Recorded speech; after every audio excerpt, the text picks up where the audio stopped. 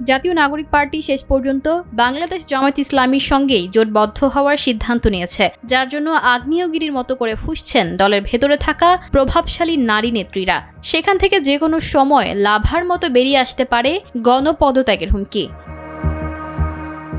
Senior যুগ্ম আহ্বায়ক সামান্তা শারমিন ও যুগ্ম আহ্বায়ক মনিরা শারমিন সহ 6 শীর্ষ নেত্রী সাফ জানিয়ে দিয়েছেন, জামায়াতের সঙ্গে জোট হলে তারা একযোগে পদত্যাগ করবেন। নেত্রীরা চাচ্ছিল বিএনপির সঙ্গে জোট অথবা একক লড়াই। তাদের মতে জামায়াতের সঙ্গে জোট বাধায় এনসিপির নিজস্ব রাজনৈতিক সক্রিয়তা ও জনসমর্থন দুটোই প্রশ্নবিদ্ধ হবে।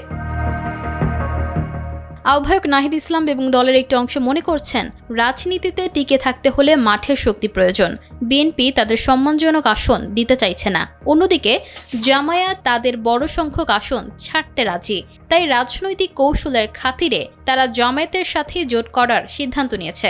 মাত্র 30 আসনের জন্য বাংলাদেশ জামায়াত ইসলামীর সঙ্গে জোটে গেলে তা হবে আত্মঘাতী বলে মনে করেন বৈষম্য বিরোধী ছাত্র আন্দোলনের সভাপতি রিফাত রশিদ। তার মতে, জোটের রাজনীতির চক্করে পড়ে এনসিপি আসলে জামায়াতের ভেতরে বিলীন হয়ে যেতে পারে। ইশিতা আক্তার, সময়ের আলো।